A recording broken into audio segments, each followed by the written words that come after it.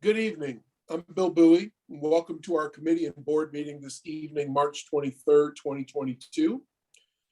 I will make the requisite motions so that we can conduct these meetings virtually. To conduct this meeting wholly electronically and to effectuate both the emergency procedures authorized by FOIA and the Fairfax County Emergency Ordinance, the Park Authority Board needs to make certain findings and determinations for the record, as we did at our first electronic meeting. During our meeting, if you wish to be recognized, please raise your hand. And when I recognize you, please say your name. This will ensure that you are recognized and the public knows who is speaking. If you intend to vote nay or abstain on any item, we will need to do a roll call on those votes. Because each member of this board is participating in these meetings from a separate location, we must verify that a quorum of members is participating and that each member's voice is clear, audible, and at an appropriate volume for all of the other members. Accordingly, I'm going to conduct a roll call and ask each board member participating in these meetings to state your name and the location from which you are participating. I ask that each of you pay close attention to ensure that you can hear each of your colleagues. And following the roll call, we will vote to establish that every member can hear every other member's voice, and we'll go alphabetically. Also, as the evening progresses, if additional board members join us, Dr. Carter and Kyle Stone, then I will ask them to verify their audibility and their location. Abena Edu. Abna Edu, joining from my residence in Lee District. Maggie Godbold. Maggie Godbold, joining from my home in the Sully District. Linwood Gorham. This is Linwood Gorham. I'm participating from my home in the Mount Vernon District. Tim Hackman. Tim Hackman, participating from my residence in the Drainsville District. Ron Kendall. This is Ron Kendall, participating from my home in Mason District. Faisal Khan. Faisal Khan at my residence in Providence District. Ken Quincy. Ken Quincy, I'm at my home in the Providence District. Mike Thompson. Mike Thompson at my office in Alexandria. And absent and excused this evening is Jim Zook. I'm Bill Bowie, and I am participating from my hotel room in Orlando, Florida. At this point, I will pass the virtual gavel to Vice Chairman Godbold so that I may be heard to make the requisite motion. I move that each member's voice may be adequately heard by each other member of this board. You have heard the motion. Is there a second? This is Mike Thompson. I second the motion. This is Maggie Godbold. It has been moved and seconded. Is there any discussion? Seeing and hearing none, all those in favor of the motion signify by saying aye. Aye. All those opposed say nay. That motion passes, Mr. Chair. Thank you, Maggie. This is Bill Bowie. Second, having established that each member's voice may be heard by each other member, we must next establish the nature of the emergency that compels these emergency procedures, the fact that we are meeting electronically, what type of electronic communication is being used, and how we have arranged for the public access to this meeting. Therefore, I move that the state of emergency caused by the COVID-19 pandemic makes it unsafe for this board to physically assemble and unsafe for the public to physically attend any such meeting. And that as such, FOIA's usual procedures, which require the physical assembly of this board and the physical presence of the public, cannot be implemented safely or practically. I further move that this board may conduct this meeting electronically through Zoom. It is so moved. This is Maggie Godbold. You have heard the motion. Is there a second? Tim Hackman, I second.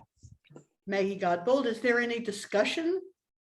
Seeing and hearing none, all those in favor say aye. Aye. All those opposed say nay. Mr. Chairman, the motion's approved. Thank you, Maggie. And now with the preliminary matters complete, we can begin the planning and development meeting. Remember, when you are talking, please state your name. Mr. Quincy, the floor is yours. Ken Quincy, and I will call the Planning and Development Committee to order and ask Amy Vosper to introduce the items. Good evening, this is Amy Vosper, and I would like to introduce Paul Shirey to present item number 1. Paul Shirey, Planning and Development Division. The Park Authority Executive Director recommends scope approval with reallocation of funds for the construction of approximately 300 linear feet of asphalt trail improvements and 325 linear feet of elevated concrete pedestrian crossing over the dam outfall at Lake Accotink Park. Board action is requested tonight, March 23, 2022, to maintain the project schedule. Some background on this. The Lake Accotink Loop Trail system is currently one of the most heavily used trail systems in the Park Authority, and the existing pedestrian and vehicular crossing at the outfall of the Lake Accotink Dam floods suddenly and frequently. By improving these conditions, the Park Authority will meet accessibility standards for recreational use and will be able to support a variety of other fee-based activities at the park. On February 26, 2014, Park Authority Board approved the project scope for design and permitting only. The project has now been designed and permitted and has been bid, and the lowest bid came in at $2.037 million, and funding in the amount of $3,004,326 is needed to fund the project through construction. And so we've identified 7 projects that some of these were already associated with this project, but there's several others identified to get up to that $3 million figure. So we're recommending approval of that assemblage of funds to be able to award the contract. Thanks, Paul. Are there any questions? Ken Quincy, are there any questions? Is there a consensus to move this item forward? Yes. Yes. Okay, great. Ken Quincy, I'll ask Amy Vosper to introduce the next item. Good evening, Amy Vosper, and I'd like to bring Paul Shirey back up, or Andy Miller for item number 2. Okay, Paul Shirey, Planning and Development Division. So the Park Authority Executive Director recommends approval of project funds for HVAC replacements at the Lee District Rec Center. And board approval of the project funds is requested today, March 23, 2022, to maintain the project schedule. So this rec center facility opened in 1980, and the existing air handling unit in the gym, which is a Buffalo type unit, it's called, this has reached the end of its useful life cycle and requires replacement. So the Park Authority Board approved replacement of this unit in the February 2020 reallocation of bond premium for critical rec center life cycle replacements. And the project has since been designed and permitted. So based on our construction process, getting several proposals for the work, the lowest bid that we received or proposal was $1.2 million. So this exceeded our estimates based on supply chain problems and just cost increases over that time frame. So funding is currently available in the amount of $400,000 from that prior approval. And what's requested at this time is an additional $1.08 million from the Lee District Rec Center renovation project. So that would supplement the funding to be able to award the contract for this project. Ken Quincy, are there any questions? This is Tim Hackman. If we could just see the Yes, chart Tim. which shows the reallocation of funds, I should have asked for that the last time too, just so we can see how the funds are going to be reallocated to fund this project. That's going to take me a couple minutes to pull up. Okay, I'm Just sorry. a sec.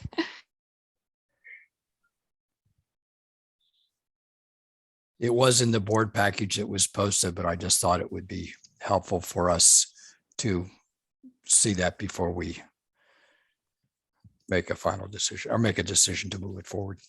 Well, while we're waiting for that, separate question. This is part of that process we discussed last meeting about doing the AC units that would then, this is the I can't remember exact price, but like $200,000 a month. Right? This is part of that ongoing keep it for a little while, right? And these aren't, I guess what I'm asking is, we've planned for these to be part of what will be the new rec center. We're not spending this money only to re-spend the money on the renovation, right? This design will mesh with any future improvements, yes. That's what I thought. Thank you.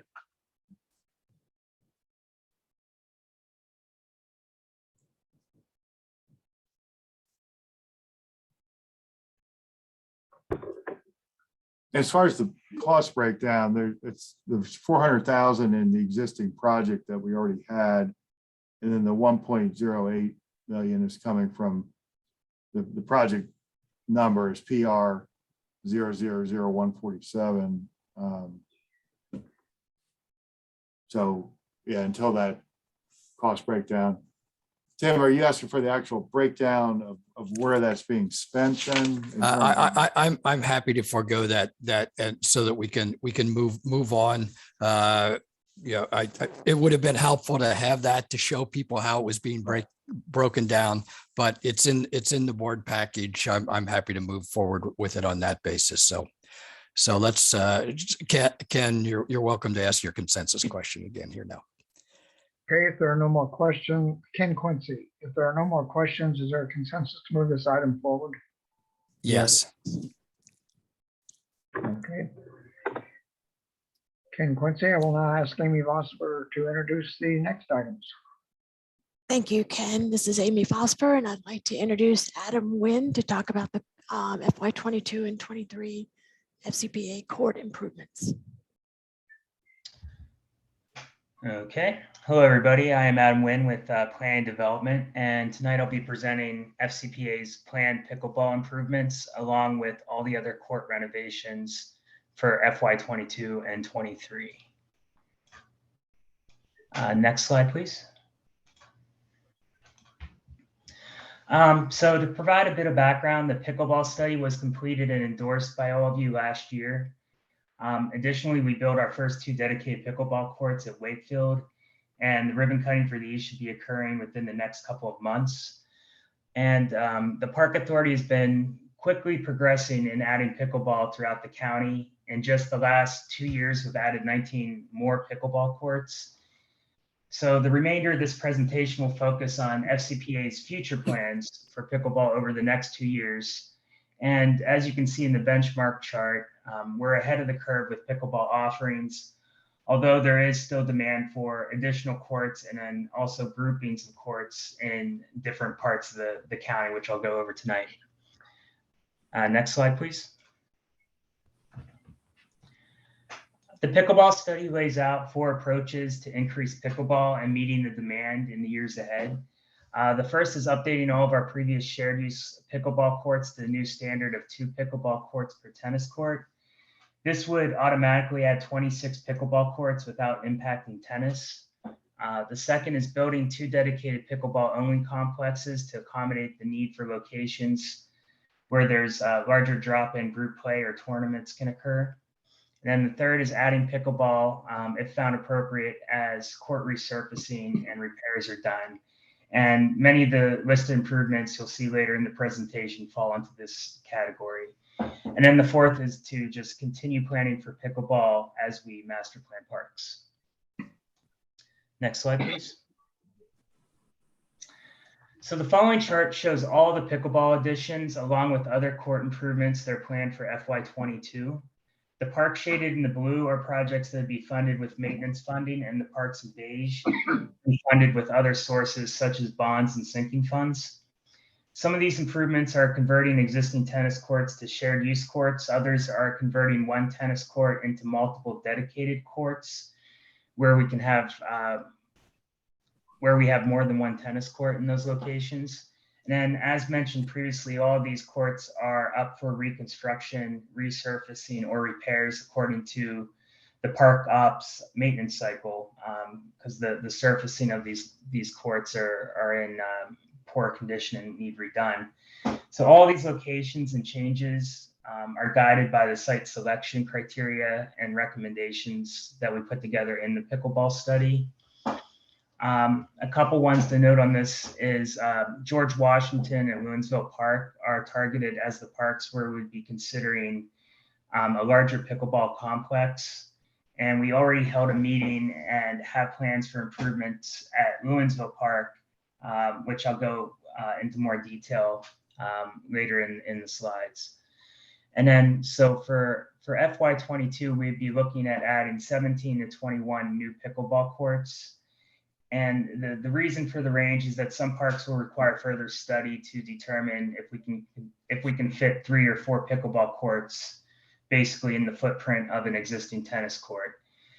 And also I want to point out that in addition to the pickleball additions in these parks, we would also be making improvements to tennis and basketball courts as well. Next slide, please. Similar to the last chart, these are the court improvements planned for FY23 with maintenance funded courts at the top and courts funded through other sources at the bottom. Of note for FY23 is that North Hill and Hogue Parks are anticipated to be completed, and both of these parks include dedicated new pickleball courts. So in FY23, we would be looking at adding an additional 15 to 16 courts. Next slide, please. This map shows current FCPA and NCS pickleball courts and the drive time coverage of the county with these courts. 99.8% of the county's population are within a 20-minute drive to pickleball courts. 96.5 are within 15 minutes, and then 77.3% are within 10 minutes. You can see the biggest coverage gap is on the western side of the county around Springfield District. I also want to note that this map only speaks to court accessibility and does not account for capacity. And as you'll see in the following slides, we heard that more courts are needed in different portions of the county to address the number of folks playing pickleball. These are areas like McLean, where we've heard instances of people either waiting long times to use a court or people actually shortening the lengths of their games to accommodate those that are waiting. Next slide, please. So this map shows all of the FY22 and 23 planned pickleball improvements with an updated drive time analysis. So as you can see, the gap in the western part of the county has improved over near Springfield.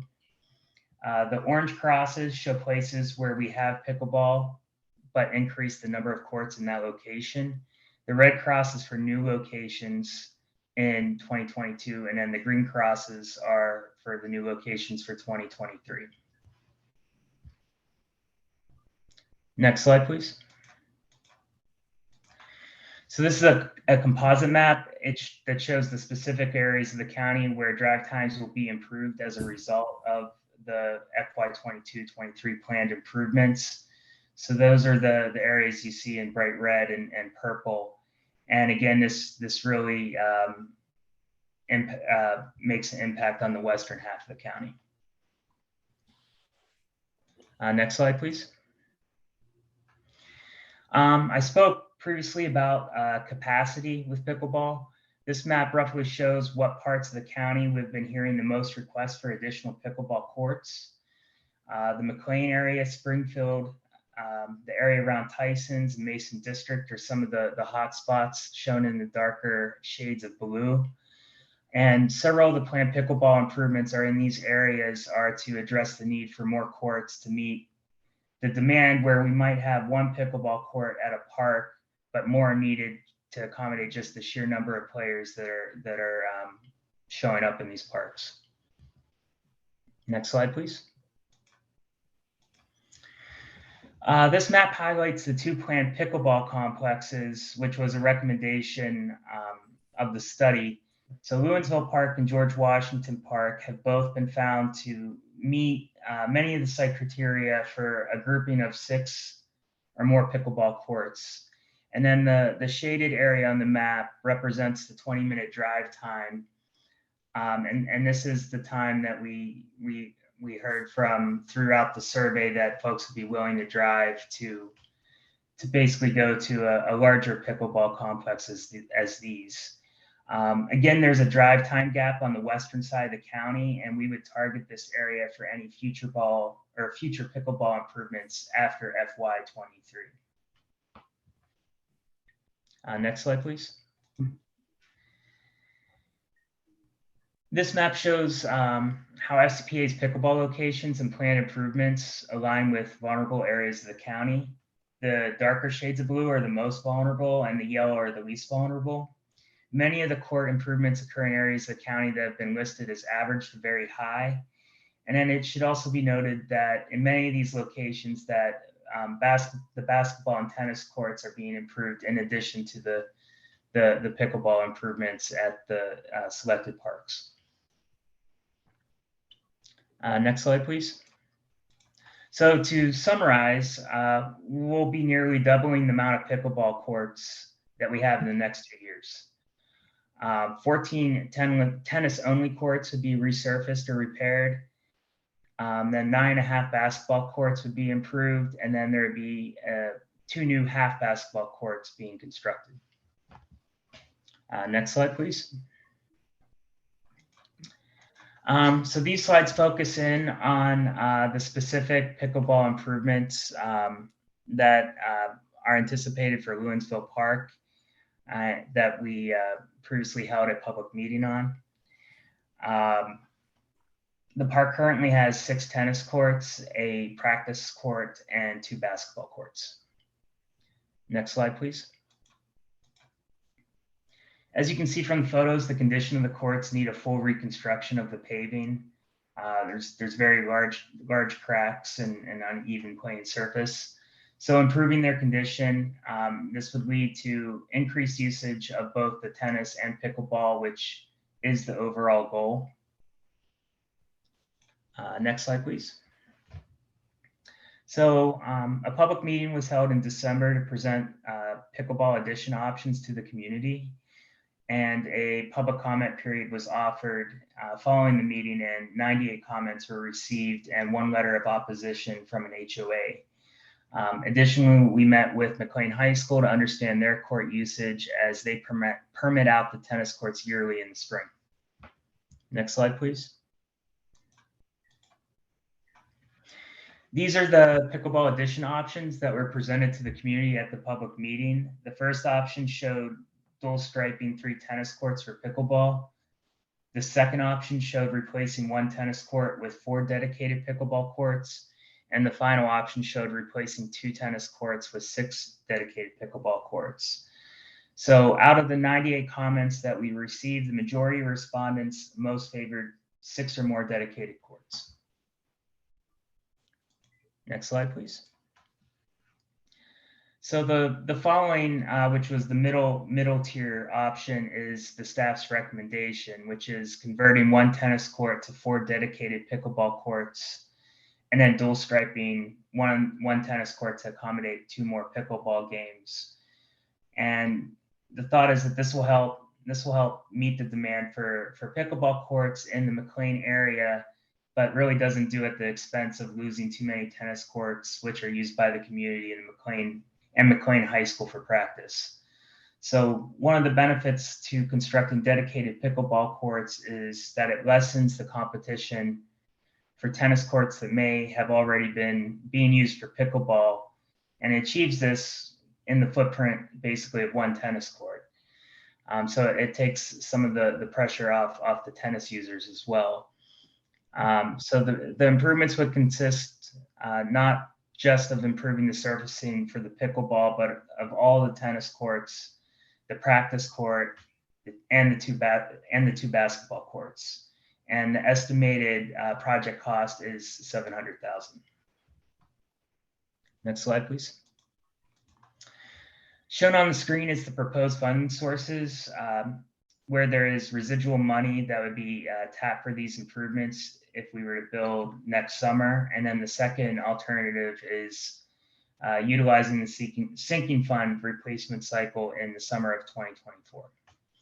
So that basically concludes all my slides, and I'll open it up for questions. Ken Quincy, are there any questions for Adam? I think it should be noted, and we probably all know that. Oh, excuse me, Mike, go ahead. Mike Thompson. I actually think Ron had his hand up before mine. I don't know if you Oh, can see okay. his hand. I missed it. I did, but I had one, I'd like to go back to the map because I was confused by the map of the locations. Okay. Could we go back to that? Because it identifies Providence Rec Center as having an outside pickle court. I think that's what I'm seeing. No, Yes. It's inside. Which map are we? The map of the locations. Ron, this is Mike Thompson. I think Page I think it actually is the Providence Community Center, not the Rec Center. No, it says Rec No. Center, yellow dot. Right? Yes, if I remember correctly off the top of my head, there is a small shared pickleball court in the back that's in poor condition to the point where it's almost not usable. That was one of the ones. I know there's a basketball court back there, but I don't think there's a pickleball court. You might want to double check that. I'll double check that. Is it the basketball court that has the tile surfacing? Yes. Yeah, the There used to be a pickleball court surfacing. there, but I'll double check. I guess the other thing was I wanted to ask, though I'm not really that interested in going through the process, I do know that Justice Park was planned for a third tennis court. And if that became a pickleball court, I don't know as that would be problematic on the master plan cycle.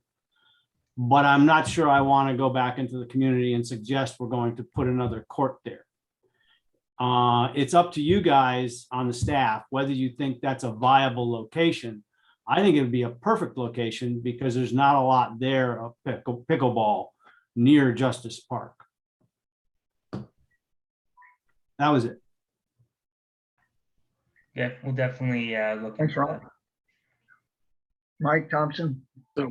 Yeah, a couple quick things. One, without having to do all of the analysis in terms of drive times or anything else, is it possible to take your pickleball improvement map that you've done and add in other approved but not funded at some time in the future you're going to get pickleball courts, so that, for example, Maggie and I can point out to people that Braddock Park will at some point have in theory, have 6 pickleball courts when it gets funded, so that folks understand that we're trying to do other things to address pickleball down. And I don't know what other ones there are, but that one jumps to mind. That's It's actually only Braddock Park, because that was the only master plan really completed after we really started getting that influx of pickleball. So Braddock Park is the only one that is in a master plan but not built. And then North Hill and Hogue Park are being built, so it just leaves Braddock Park. Yeah, I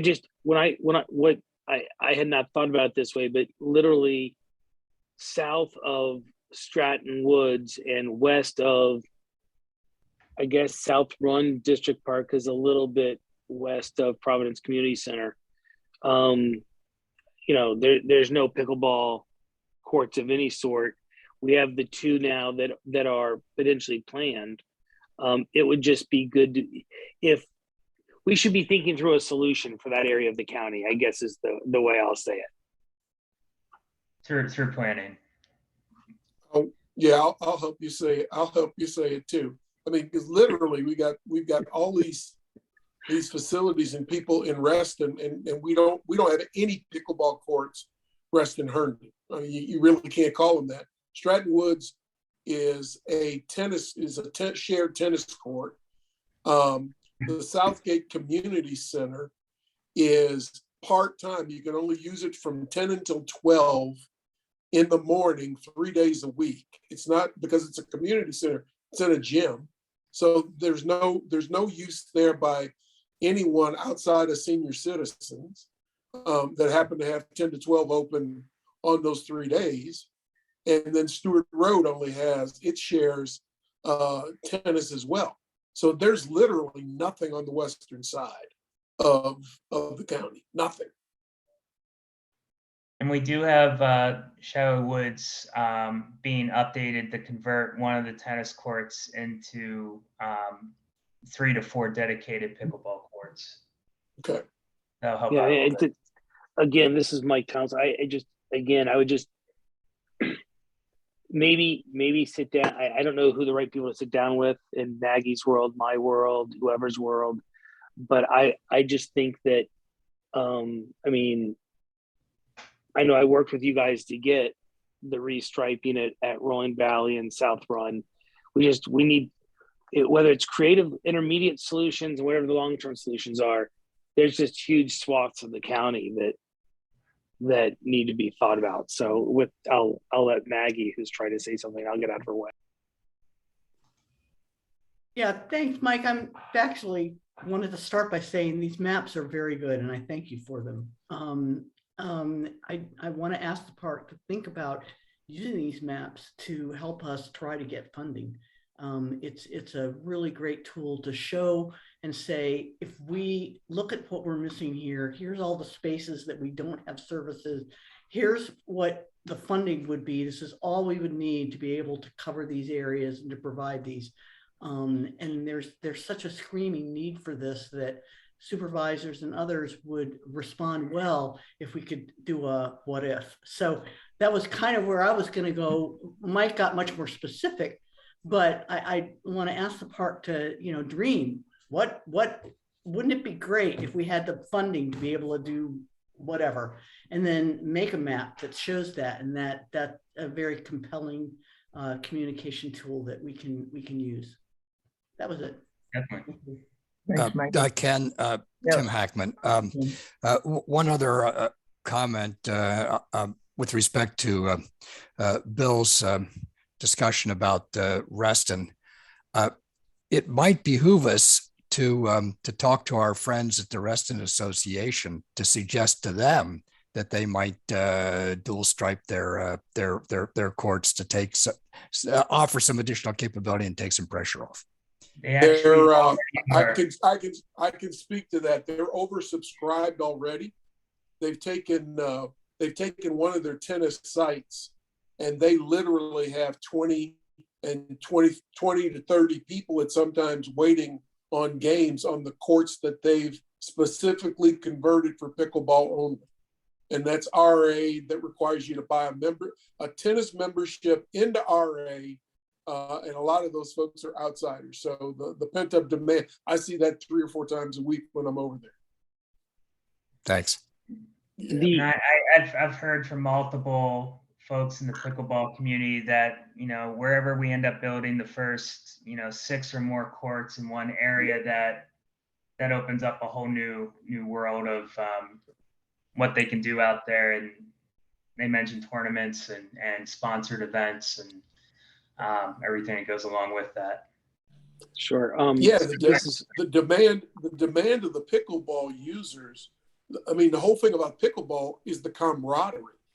They just love all being together. It's not where 4 people go to a court. They're looking to bring bunches of people together, and it's turned out a lot like Stratton Woods and the 1 wall and 3 wall racquetball, where at any point in time you've got 30 to 40 people over there playing every night. It's crazy. Yeah, this is Mike Thompson. The other thing, years ago with working with staff, I had talked to the Board of Supervisors about resurfacing and issues with a variety of our courts. We had talked about life cycles. There were lots of conversations. During those conversations, part of the pushback we got from folks in the community was that some of the tennis courts were not necessarily used as much in the community as others. It may also be worth attempting to identify some of those tennis courts that might not be used very much by the community that could be used for pickleball, at least temporarily, as a way to meet some of the potential need in different parts of the county. There's just huge swaths of Springfield, Braddock, Sully, what we've talked about. But that might be another solution to look at if possible. That has been one of the strategies we've actually been using in picking these courts and also moving forward. A lot of it we talked to the pickleball stakeholders. In Lewinsville case, we held a public meeting to get an idea. We knew it had high tennis usage, but yeah, definitely. Well, I'm just thinking of individual courts, either one, where you might have like these two courts together randomly. They're just odd places where sometimes there are courts in our county, and some of those may help you in this western part of the county at least begin to address the need. That may be a help also. Okay, Ken Quincy. Adam, you have your assignment. Pickleball? I think it's fairly well known, if you've been reading anything about pickleball, that it's one of the fastest growing sports in the nation, not just here. So we have a lot of challenges to address. Thank you very much, Adam. Thank you all. Okay, Ken Quincy, I will now ask Amy Vosper to introduce the next item. Thank you, Mr. Quincy. This is Amy Vosper. Before we start that, I think we need to read Dr. Carter in. She has joined us. Dr. Carter, are you there? And if you're there, can you tell us, verify it, and tell us where you're participating from? Certainly. This is Cynthia Jacobs Carter, and I am participating from my home in Lee District. Thank you very much. Appreciate it. Thank you. This is Amy Vosper, and we now have two more items that we will present for discussion. Item 4, the Mount Vernon Rec Center funding strategy, will be presented by Sarah Baldwin. And item 5, 2023 proposed capital improvement plan changes, which will be presented by Mike Peter. But I believe that our Executive Director, Jay Cole, would like to say a word. Good evening. So I wanted last board, this is Jay Cole, Executive Director, Park Authority. Last board, we had a spirited discussion about the CIP, and we not tabled it, but we ended our time and we said we were going to continue the conversation at the next board item. So since then, we have actually started to have some also spirited but very positive discussions with DMB to really lay out some of the reasons why a 6-year, $100 million bond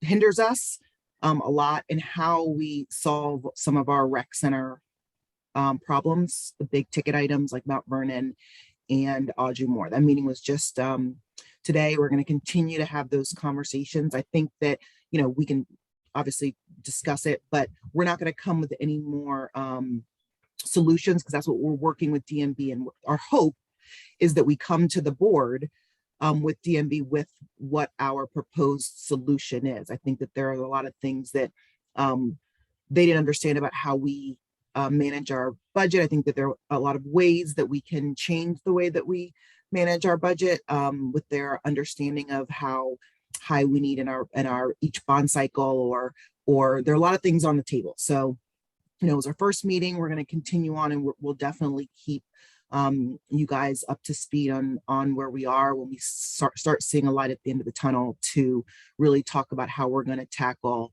the Audrey Moore, Lee Providence facility. So I just wanted to put that out there. We're hoping that at some board meeting in the future we'll come with the solution, and hopefully with the CIP. So I just wanted to put that out there in general. And then, but we do still have Mount Vernon on the table. So Sarah's going to go through Mount Vernon, and we will need to bring that up for vote, but I didn't want to continue talking about everything as if we're not moving in a direction. So that's my little spiel, and I will turn it over to Sarah. Good evening, everyone. Sarah Baldwin, Deputy Director for the Park Authority. During the Planning and Development Committee meeting on March 9th, we presented a status update on the renovation of Mount Vernon Rec Center. During the presentation, we discussed the significant structural issues and system issues we're dealing with at the rec center, including a failed chiller, dehumidification system in the ice rink, and major electrical issues we have within the rec center. Additionally, we presented various options that staff evaluated over the last couple of months and how we move this project forward, potentially reduce the scope, or delay the project indefinitely. Staff recommended option A, which would include a 2-year closure of the facility. Additionally, staff recommended reallocation of funding from Audrey Moore Rec Center, the collections facility, Laurel Hill Central Green, and potentially use of Lee District Rec Center for contingency. So tonight, unless you'd like me to go through the full presentation, I can do that, or we can answer any questions that you may have before moving this forward. Linwood?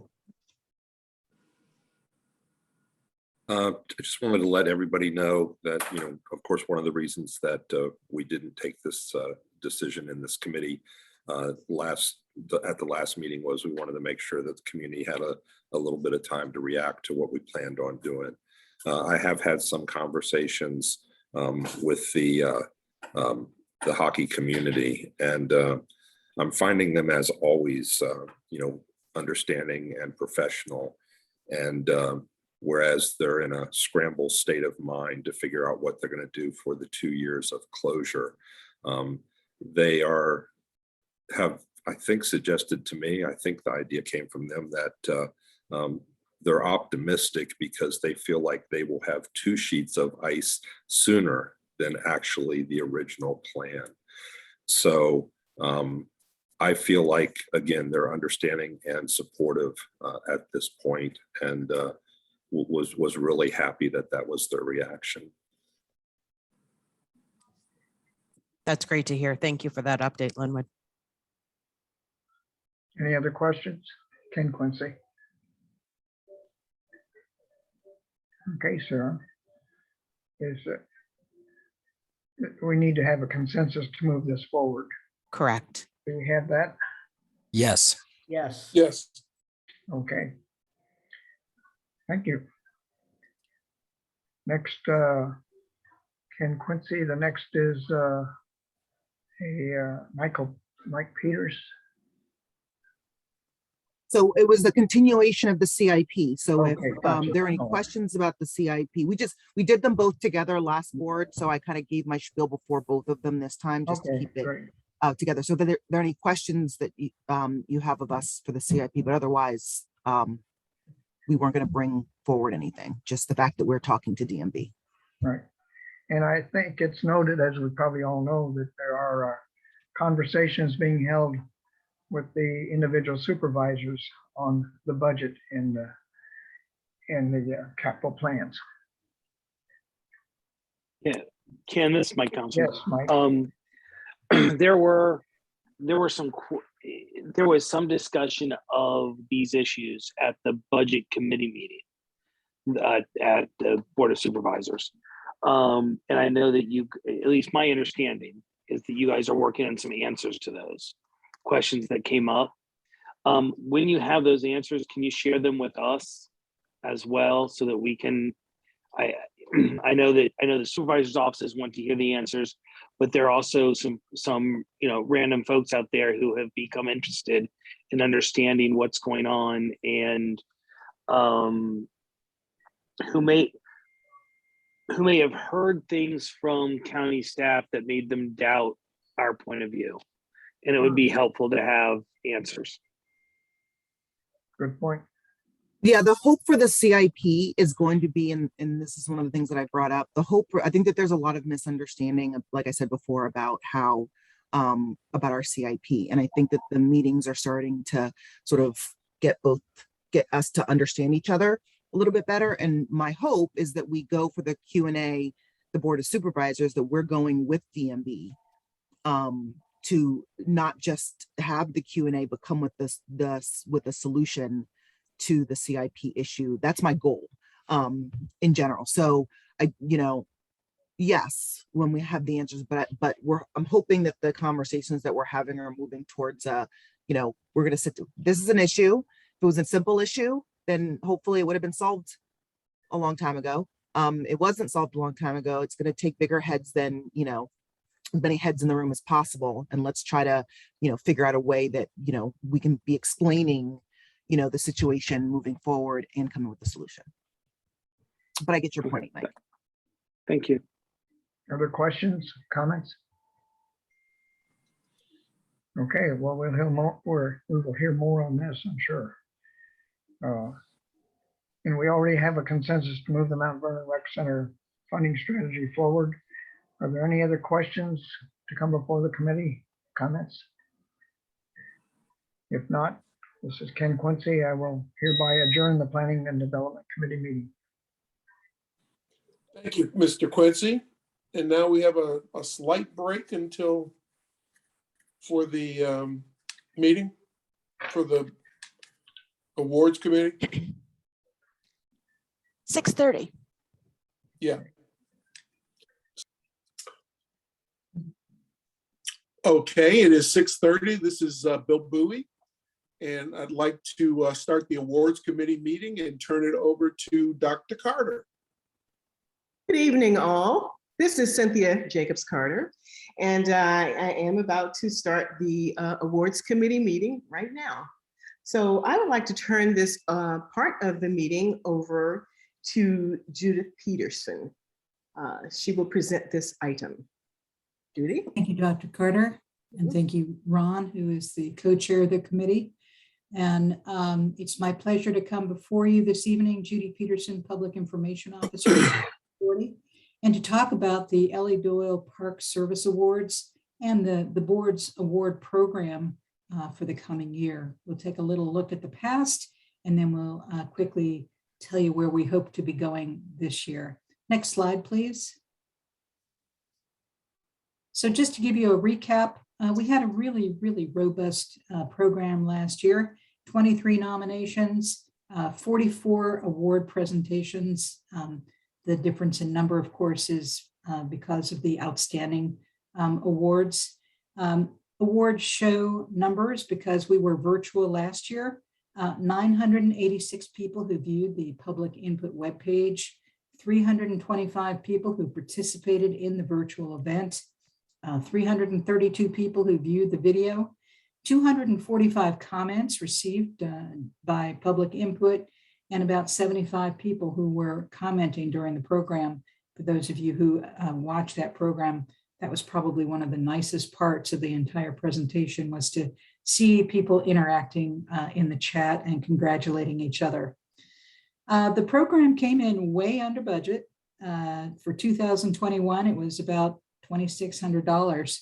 Now that's a little bit unusual, and we'll see that increase this year as we add back elements to the program.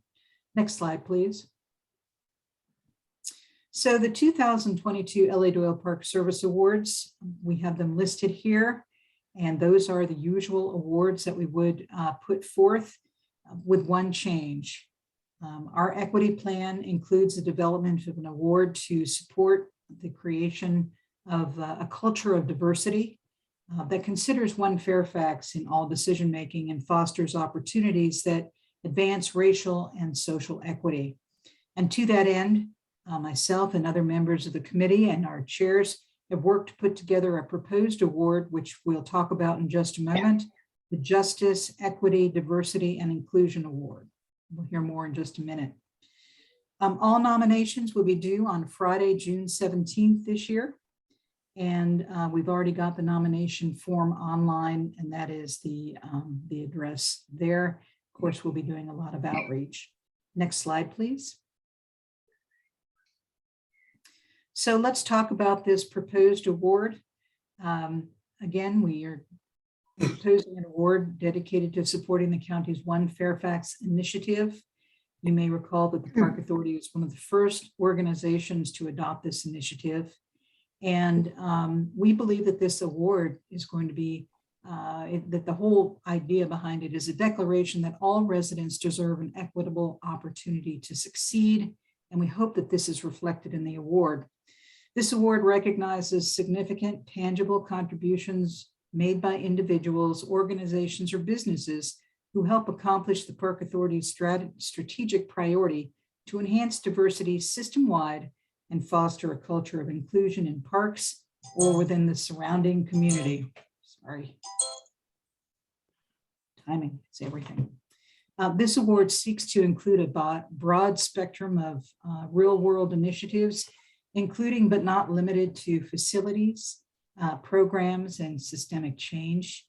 And the recognition can be for an individual or an organization's efforts and should reflect work completed in collaboration or partnership with the Park Authority in advancing justice, equity, diversity, or inclusion in the Park Authority's programs or at park system facilities. So this is the language that we've put together so far. It's very broad. The eligibility for the award would be for organizations, individuals, and businesses. And we would want to see that those projects would be started in the current calendar year. I believe that Ron was interested in a little bit of discussion on this award. And so if you have any particular thoughts about it, let me maybe finish the conversation on this, and then I'm sure Dr. Carter will allow us to have some conversation. Next slide, please. So this is our schedule. We had intended to put out our releases today, telling people about it. We're going to kick that back one more week, waiting to see what the outcome on this award is. In early May, we'll send out the save the date notices. And then May 30th, we'll be working with Channel 16. We'll have the Aiken Awards publicized. All the nominations will be due for June 17th. And nomination packets will be sent to the Park Board July 1st for your consideration. And you'll make that selection in early July. And then we'll begin the outreach and the event prep. Again, we're going virtual with the awards ceremony, which is set for November 18th. Next slide, please. So just a couple of things about the program. Of course, Dr. Carter and Ron will continue in their leadership role. We will be transitioning to some new staff leadership to be developed.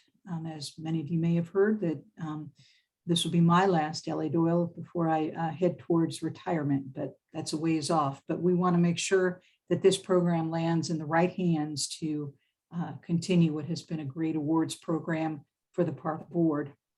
We're seeking discussion and approval of the new proposed Justice, Equity, Diversity, and Inclusion Award tonight. We're also looking at developing an early summer reception event for volunteers that had been requested. At this time, we believe that that's going to be May 20th from 4 to 7 p.m. and that would be held at Frying Pan Park. And we're starting to put the details together for that. We're seeking support from the Park Board in identifying nominees. You guys really know, people that we may not know. We'll, of course, be working with the sites.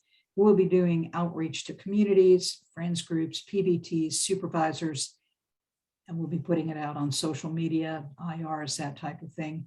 We're open to all suggestions if there's a particular group that you think we should be reaching out to, but we haven't put them in the loop yet. So your input is vitally important. And I really want to say that the Fairfax County Park Foundation is once again serving as a partner, and that is critical to the success of this program and greatly appreciated. Next slide, please. So at this point, Dr. Carter, that concludes my presentation. I'll be glad to answer any questions or if you want to facilitate discussion on the award. Thank you. Thank you, Judy. Brilliant as always. So I would like to know if there are any questions about the presentation, anything about the awards you would like to discuss?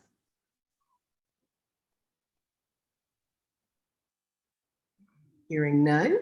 Mike Thompson's got his hand up. I can't see. Mike, Oh, I'm sorry. Peggy, and Amy. I just, one question about, Yeah. this is Mike Thompson. One question, somewhere in the language, it talked about periodically at the nominees are recognized periodically at the discretion of the Park Authority Board. Is that language, does that language exist in all our awards? In other words, is that, oh, we can decide if they're annual or not? Or are we saying that this one award would be something that we would randomly give out maybe once this year, 3 times next year, skip a year, do it again? What does that line mean? That is in several of our awards, and some years, for example, with the Mayo Stents Award as just an example, there were no nominees that we felt were of the caliber that we wanted to proceed with. And so that gives the board the discretion to either not provide or to provide. Similarly with the chairman's awards, some years are robust. I don't know that we've had a year where we didn't have one, but again, it leaves all the choice in the hands of the decision makers. Right, so this is Mike Thompson again. So this is just, the intent is to do this on an annual basis, assuming that we have somebody that meets the criteria, but gives us the flexibility if there are maybe 3 super ones one year, we could do something, but if no one, skip it. The intent is not to do this multiple times at different times during the year. I would say that is correct. If we need to clarify the language, we can. The only exceptions are like the Ellie Doyle's. There's only 3 that we give up to 3, but no, right. You're correct otherwise. Yes, sir. That's the way I interpret it too. Yeah. So I can't see anybody's hands. So unless we change the grid, are there other questions? Yeah, this is Maggie. Maggie. Yeah, I have a question. It's actually about the in-person reception in May. Are you inviting like all volunteers, previous award winners? I mean, we won't even have the ones that are being proposed for this year's Ellie Doyle. So how are we coordinating, inviting volunteers there? It's just a free-for-all, or how's that going to work? That's a very good question that I don't know that I could answer yet. I was asked to put together some kind of in-person acknowledgement and recognition, and the extent of that, we don't really know yet. I'm exploring that, but as always, we want to be more inclusive rather than less inclusive. So we see something outdoors, we see something with food, we see something with a short ceremony, but I don't know exactly the particulars of it yet. Yeah, and I don't have the particulars of it yet as well. Just a second. We've had a lot of discussion about that in our last 2 meetings, in fact. So I think we're going to be have much more information for you soon. But Ron, what were you thinking? Yeah, I was saying my original intent, and I think this is where the idea came from, was me, is that because the award cycle or the awards happen so late in the cycle in November, and we can't have an in-person event or aren't having an in-person event with them, it would be nice to have at least something earlier in the cycle. So the nominees, my intent was to have all the nominees at an event that would recognize them for their volunteer service, not every volunteer in the county, just the nominees. Well, but again, yeah, having it in May doesn't allow us to have all the nominations in. Yes, that's true. Here's the thing. I mean, I think there's always this, at least in my opinion, there's this burning desire to have things in person. And since we don't know how long this pandemic is going to go on, we may want to consider having an established pattern that we always do Ellie Doyle virtually, and then either honor the previous year's Ellie Doyle winners and maybe the previous 5-year Ellie Doyle winners at a summer event, or what you were saying, Ron, honor the current ones, but that would have to deal with timing. So I'm not going to make a decision, but it may be that we end up doing this forever. In other words, we always do a virtual, but we do something in the summer in person. It's something to consider, since we just don't know. That's it. This is Yeah. Mike Thompson. Oh, I'm sorry. No, I was just going to say, this is Bill Bowie. I've been pressing Judy for quite some time to do something in the summer. And my idea would be more is better, especially at a facility like Frying Pan. Treat it almost like the 4-H fair, where we get people out there, we give them a hot dog, we give them a chance to see the goings on and the experience of the park, and give them a really big thank you on how they supported that. We had a program pre-COVID for volunteers of the IMA program that we did at Lake Fairfax, and it was absolutely tremendous. And the volunteers got such a kick out of it. And I think that at a facility like Frying Pan, it allows us to really put on a good show, a short show, but to say thank you and, give them a little food and let them have a great park experience for that day. So that's kind of where the impetus has been. I certainly agree with you, Maggie, that, the success that we've had with the virtual Ellie Doyles, I don't think we leave it alone. I think you almost make Ellie Doyle permanent if you can get this other component to get volunteers out. Then it becomes a follow-on to that picnic or special event. Yeah, the other thing about the picnic or I still would try to limit it to people who have been recognized, but they'll be able to bring more folks. I mean, there's some limit to how many folks people can bring to when we were doing the Ellie Doyle Award in person, right? And, we could basically say, you're a volunteer, you can bring, your whole family or your entire group. It might, but like I say, I still think we should limit it so it has some meaning rather than just open it up to all volunteers. I love the idea. I do. This is Mike Thompson, and I believe in the past we've done volunteer recognition. I seem to recall going to a couple of different outdoor picnic-oriented volunteer recognition things for all volunteers. And I would suggest that we not overthink this, especially for an outdoor event. That this reminds me a little bit of when we were talking about using the stadium fields for community events. And sometimes the houses that were near it thought that every soccer game that showed up was going to be like homecoming and have 10,000 people in the stands. When the reality is that when we've done this in the past and invited all the volunteers, we've gotten, I don't know, 100, 200 people, and they all had hot dogs and got a cookie, and some of the board members were out there and thanked them for everything they did. I think there's tremendous value in inviting every volunteer to something, because even if they can't attend, inviting them is part of the recognition that we value them. And so I don't know that I want to see us get away from getting back to that kind of event. But I also say that as somebody that is going to Caps games now. So let me just suggest that we can still consider this one way or the other for this year.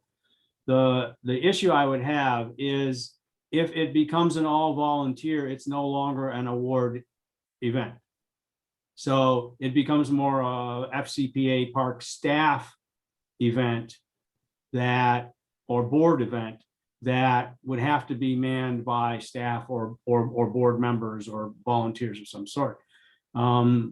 The original reason why we brought it up in awards committee was because we thought it would be hinged to nominees.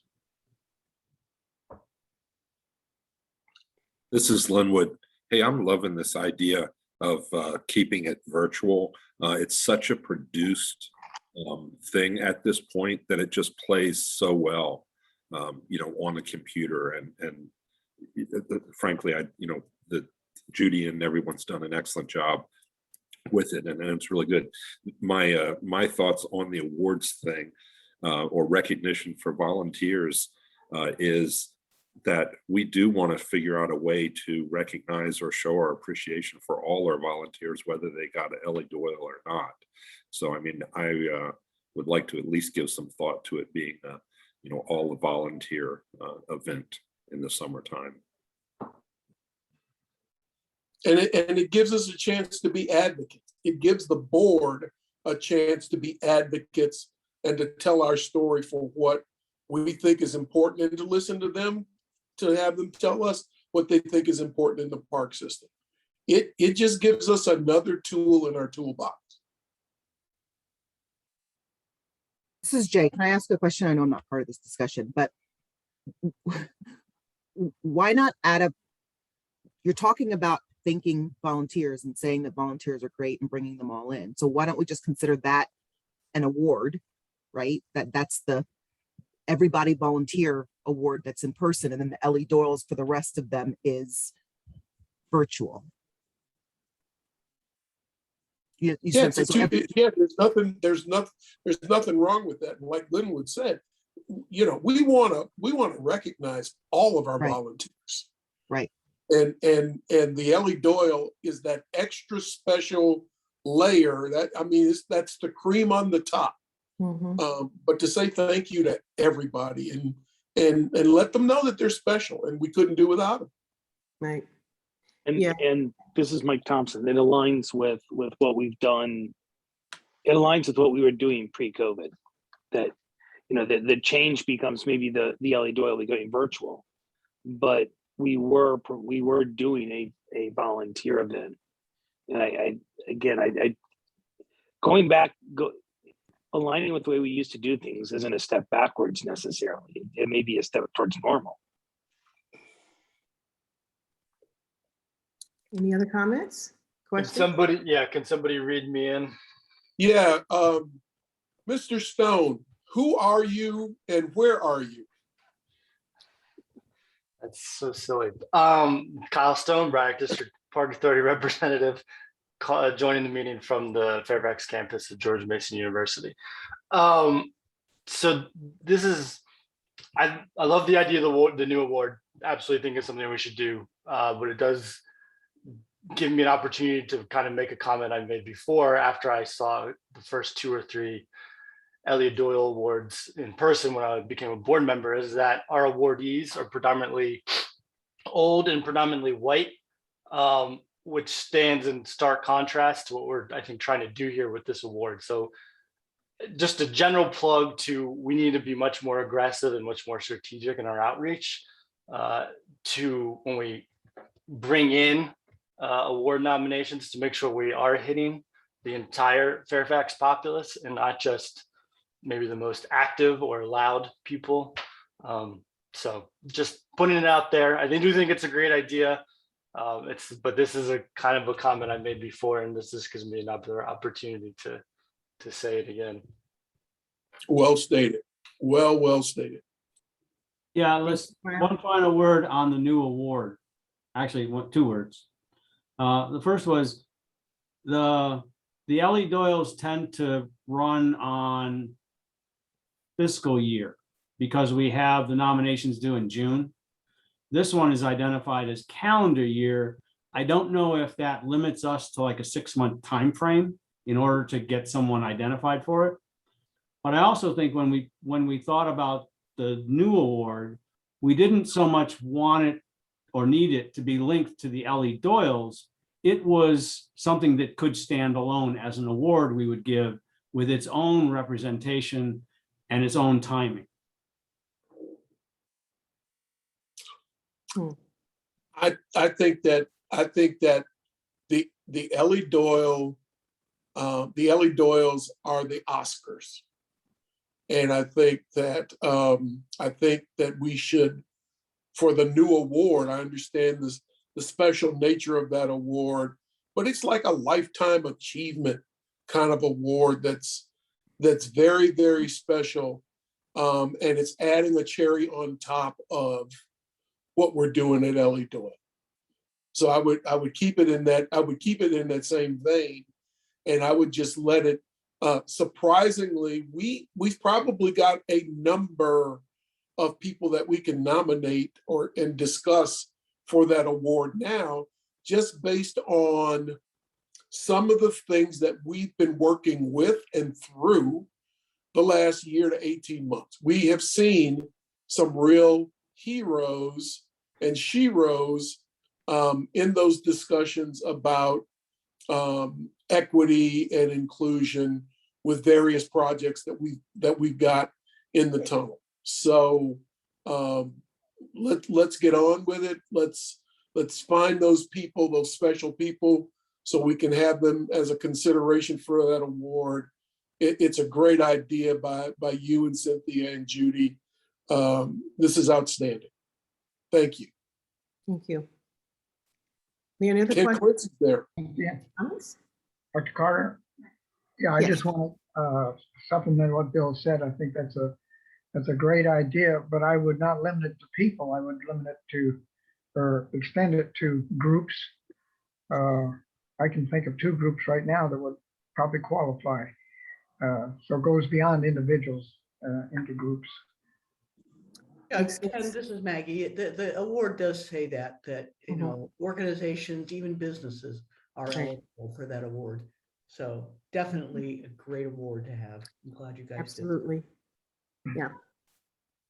And following up with what Kyle said, I think we have to be mindful that in giving this award, we have to look at it in a very diverse way, because it could be that it is the same old types of organizations and people who are extending this opportunity. So we you know, so we just have to be very careful and mindful that we want to make it more inclusive.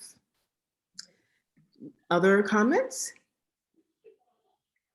I Great can't see job your by hands. Let somebody come. great job by you and your committee. Kudos to you and Ron and Judy for coming up with this. This is great. Yeah, okay. Thank you so very much. And I have to say the committee rocks. They're really great. And in addition to that, we'd like to gain consensus to move this forward, if you are in agreement. Shall we? Yes. Yes. Yep. Thank you. Thank you so much. So then we're going to adjourn this part of the meeting, and you probably have a good 2 minutes for dessert. Thank you. We actually have 4 minutes for dessert. Good evening. This is Bill Bowie, and I'd like to call to order the March 23rd, 2022 Park Authority Board meeting to order. We start out each session with time for public comment. Judy, is there anyone available for public comment this evening? Chairman Bowie, this is Judy Peterson, Public Information Officer. We do not have any speakers this evening. Thank you. Okay, great. So with that, we will go into administrative items. Countywide administrative item number 1 is the resolution honoring Robert Johnson for nearly 3 decades of service to the residents of Fairfax County, including 6 years as a safety analyst for the Park Authority. So moved. Tim Hackman, second. All those in favor say aye. Aye. Any opposed say nay. That motion carries, and I shall read the resolution. Whereas Robert Johnson, known to his friends as Bob, has served the residents of Fairfax County for 28 years as a safety and health analyst, working for the Health Department, the Department of Finance, and most recently the Park Authority, where he made his mark over the past 6 years, enhancing the agency's safety culture implementing innovative programs and procedures, and playing an integral role in our response to COVID-19. And whereas Bob was named the COVID-19 coordinator for the Park Authority at the outset of the pandemic, and without off-the-shelf guidebooks, no proven approaches for safety, and limited PPE to distribute, routinely applied common sense to the challenges at hand and consulted experts and stayed calm. And whereas as the pandemic raged, he initiated health department contact investigations for over 200 positive employee cases and close to 30 cases involving Park Authority camps and classes, arranged enhanced cleanings following positive reports, and ensured that FCPA facilities remained compliant with all COVID-19 county, state, and federal mandates and requirements. And whereas Bob's efforts before the pandemic were just as important and effective, and he served superbly as the safety czar, helping site managers keep employees and customers safe via safety audits, trainings, program reviews, and the management of drive kit. And whereas Bob is well known for his sense of humor and contagious smile, his calm demeanor, his kindness, his broad knowledge, and quick response to emergent issues and colleagues, he knew he was the guy you called upon when something seemed unsafe, when staff or the public were in danger, or when someone got hurt. And whereas Bob, there is little question that his retirement is well-deserved, but he will be missed for many reasons already mentioned, and because he is simply a nice guy who is really good at his job and made the Park Authority a much better place. Now, therefore, be it resolved by the Fairfax County Park Authority Board that it expresses appreciation and thanks to Robert Johnson for dedicated and outstanding contributions to the Fairfax County Park Authority and the park agencies throughout the state of Virginia, adopted by the Fairfax County Park Authority Board on March 23rd, 2022. Congratulations, Bob. Thank you very much.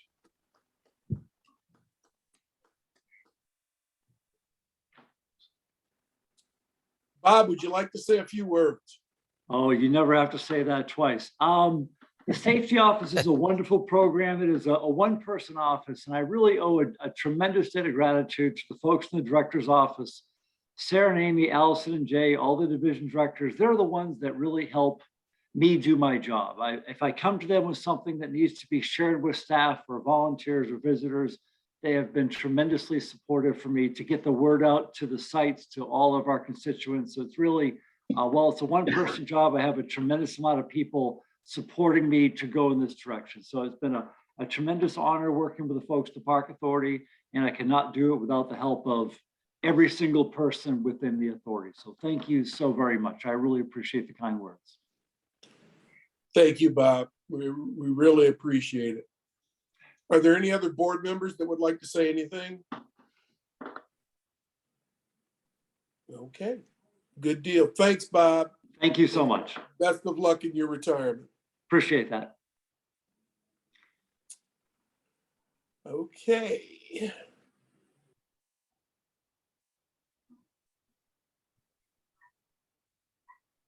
So next on the agenda is the adoption of the minutes of the March 9th, 2022 Park Authority Board meeting.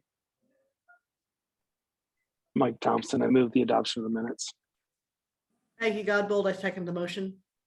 Any discussion? All those in favor say aye. Aye. Any opposed say nay. That motion carries. Action items in the Braddock District, A1 scope approval with reallocation of funding for Lake Accotink Dam Stream Crossing. Al Stone, Bragg District Park Authority Board Member, and I would move approval. Ken Quincy, I second the motion. Is there any discussion? All those in favor say aye. Aye. Any opposed say nay. That motion carries. In the Lee District, A2 approval, the HVAC replacement at Lee District Rec Center. This is Cynthia Jacobs Carter, And I move that this HVAC replacement at Lee District Center moves forward. Ken Quincy, I second the motion. Any other further discussion? All those in favor say aye. Aye. Any opposed say nay. That motion carries. In the Mount Vernon District A3 approval, Mount Vernon Rec Center funding strategy. This is Linwood Quorum. I'd like to make a motion that we approve the funding strategy as discussed in committee and as presented in the package tonight. Ken Quincy, I second the motion.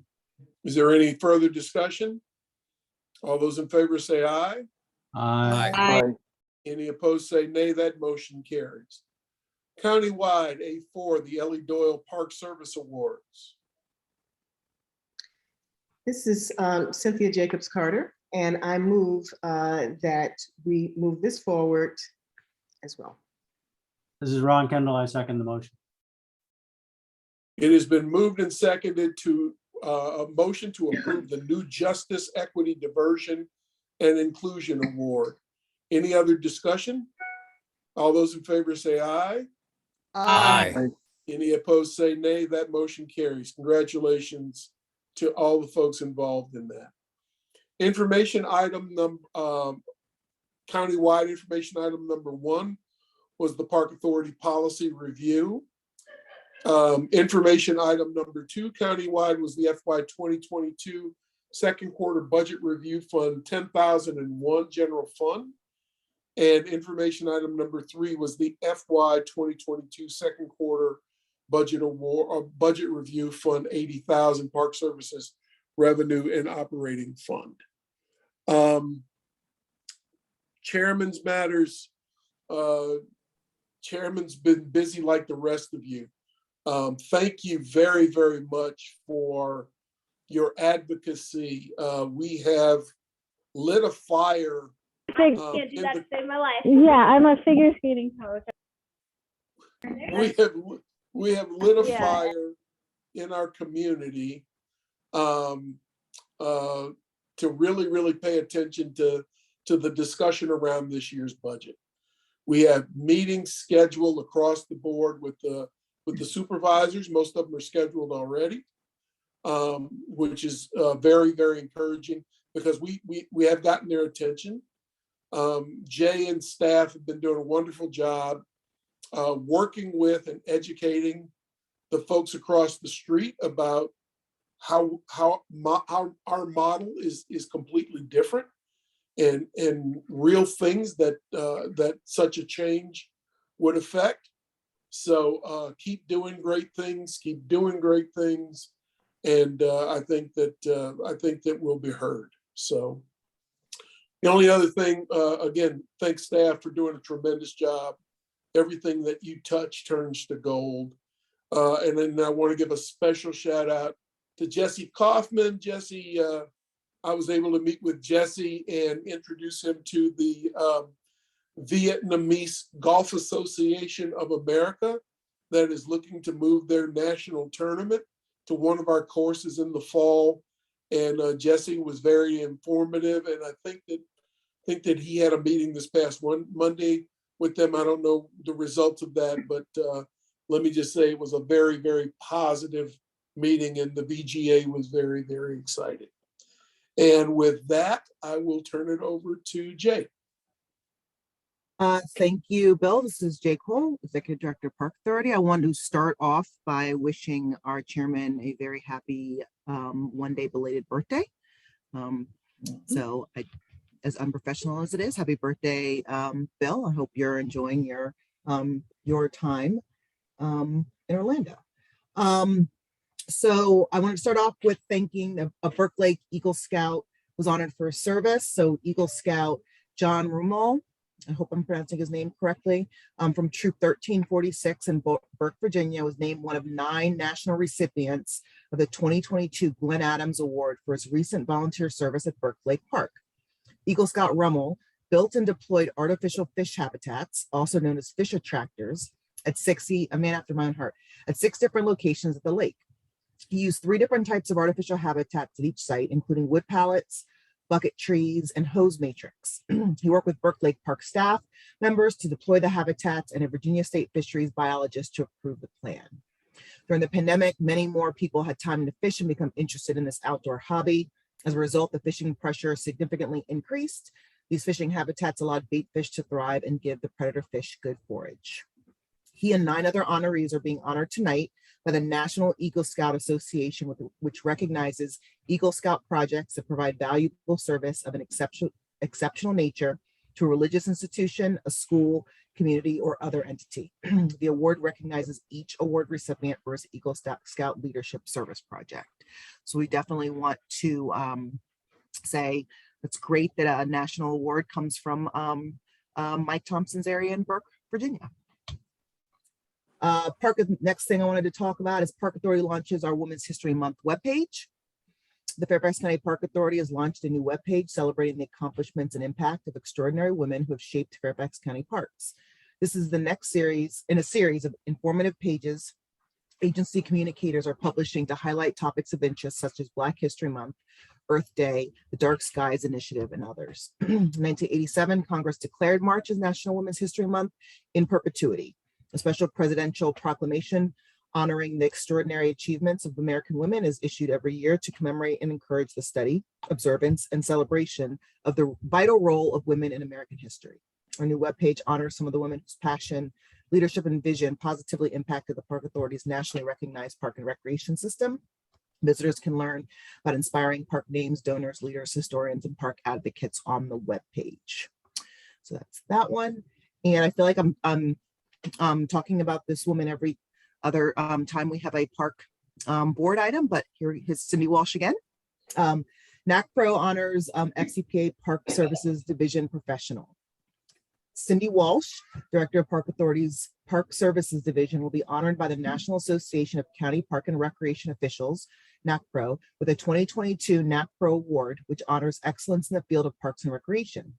Ms. Walsh, a veteran of Park Authority for over 3 decades of service, was recognized in the Professional Fellow category. Park Authority is very lucky to have a flexible, talented individual able to lead the Park Services Division. She is our go-to division director, as you all know, and she's mentored countless young park professionals. So I want to say congratulations to Cindy on receiving the NACPRO Award. And lastly, a couple things real quick. First, I just wanted to let everybody know in my tours, I've passed the 300 mark. I'm very excited. So I'm 300 parks. So I'm less scared because I've done the East and I've done the South. Maggie, I'm coming for your area. That's my next thing. And then I'll make it around to Reston. I'm less scared of Reston because I know I can always stop in to my parents and say hello. So I'm leaving that sort of for last. So that's where I am with that. It's been a phenomenal experience. I think that he dropped off, but I'd be remiss if I didn't echo the board's words about Bob. I have to say, when I came in for my in-person interview and he drove me across the street, he was so lovely and so nice. I didn't believe him when he told me that he was the risk manager. My experience with risk management is not nice. It was, don't get us sued. And so I kind of, are you sure you know what your job is? And he was in the 6 months that I've been here, it really has Bob has allowed me to see the value of a risk manager in helping staff stay safe and have a nice place, nice, comfortable, safe place to work. So I thank him not only for his service, but for changing my mind about the value of risk manager. So thank you, Bob, for that. And that's what I have. Thanks, Jay. And kudos to Cindy. That's well deserved, and we'll have a special time that we can honor her as well. All right, Mr. Kendall. She turned on her camera. Oh, wait, it was 2 seconds. Come on, bring it back. There she is. There you go. Very good. To me, Mr. Kendall. Well, I'm happy to be back, and I have a feeling all the parks are blooming now. Spring is upon us. And I want to thank all the staff and the volunteers who are out there trying to get things put together after a winter. I have no idea how hard or long it was, but I'm sure they're happy to be in spring. I also want to thank the staff who've been working on the resident curator program outreach work for White Gardens. We do have a public comment period coming up in March, and I do plan on attending that, but I'm assuming it'll go just swimmingly and we'll have nobody concerned about anything at White Gardens. And everyone, I'm happy to be back, and thanks for being here while I was gone. Thanks, Ron. Kyle? I'm good, thanks. Dr. Carter? I would just like to add another thank you to the Doyle team. You're doing a fantastic job, and we're so excited about what we're going to do going forward. Thank you. Very good. Faisal? All right, so I just noticed that Judy has this way of saying things in her usual eloquence that she can package most difficult of the things and just package it slip it in a statement that you would not notice. She just mentioned that this is going to be her last Doyle, and that was just a shocker to say the least, because we've already lost so many good people left and right. All I want to say in this, what my good dear friend Ken would say, please don't go. Please. And with that, I want to thank the staff, Jay, Cindy, especially with all the good work, and kudos to everyone. With that, I'll pass. All right. Maggie? I'll pass. Thanks so much, Bill. Linwood? 2 meetings ago, I did my best to express in the highest regard that I could my appreciation for everything Amy Vosper had been doing for me in Mount Vernon for that 2-week period. I owe her at least that much thanks for the last 2 weeks. Thank you, Amy, and I hope it calms down soon. We also have somebody, if you're looking at the full screen of who's here attending the meeting right now, Amy Spencer, and she's the lady that came to lots of our meetings and provided and organized lots of public comment, worked very hard on the Mount Vernon Rec Center, and especially the second sheet of ice. And I'd like to report to you that she has texted me woohoo. So her thanks to everyone. Great, thank you. Mike Thompson? Yeah, I want to thank staff for their help on some of the budget things and getting requests taken care of for Supervisor Hardy and me on some of those different questions. Incredibly helpful, incredibly beneficial. I know you guys have a lot going on, so thank you. And Cindy Walsh, you can get all the awards that are due to you, but I'm always going to think of you as the great soccer coach that I remember from back in the day when we faced each other across those soccer fields. But congratulations. Mr. Quincy? I want to echo the congratulations to Cindy Walsh on her well-deserved award. She exemplifies the talent and dedication of the Park Authority staff. Congratulations, Cindy. And I want to give echo also the appreciation for the work the awards committee has done. Outstanding job, guys. Thanks, Ken. Dr. Adu? Thanks. Congratulations, Cindy, and I'll pass. Thank you. Tim? Tim Hackman. Thank you, Mr. Chairman. I'll pass. All right. Well, with that, we should go into closed session.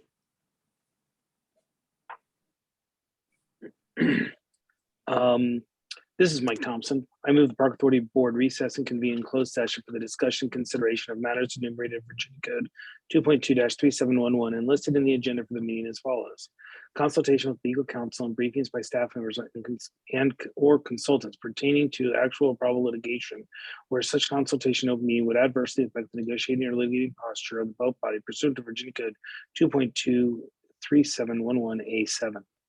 Tim Hackman, I second. All those in favor say aye. Aye. Aye. Any opposed say nay. That motion carries. We will go into closed session for approximately 20 minutes. Will you move to, Mr. Thompson, will you move to return the board to open session? This is Mike Thompson. I move the Park Authority Board return to open session. Yeah, this is Maggie Godbold. I second the motion. Any discussion? All those in favor say aye. Aye. Aye. Any opposed say nay. That motion carries. We are out of closed session. I move the Park Authority Board certified. This is Mike Thompson. I move the Park Authority Board certified to the best of each member's knowledge, only public business matters lawfully exempt from the open meeting requirements of Virginia Code 2.2-3711, and only such public business matters as were identified in the motion by which the closed meeting were convened, were heard, discussed, or considered in the meeting by the board. This is Maggie Godbold. I second the motion. Any discussion? All those in favor say aye. Aye. Any opposed say nay. That motion carries. We are certified. Item C1 in the Sully District, approve the lease agreement with Pleasant Valley Golf Club. Yes, this is Maggie Godbold. I make a motion to approve the lease agreement with Pleasant Valley Golf Club as discussed in our closed session. This is Tim Hackman. I second. Any discussion? All those in favor say aye. Aye. Any opposed say nay. That motion carries. Thank you very, very much.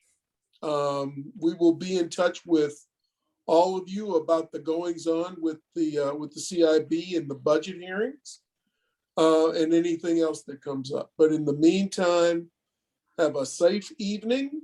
Have a safe Mr. Chairman? weekend. Yes, sir. And I'm correct. We do not have our regularly scheduled meeting On the the 13th. second Wednesday. Right. That is correct. So it'll be some time before we see you, but we will all be in touch, I am sure. So with that, we are adjourned this evening. Good night, all. Good night. Thank Good you. night.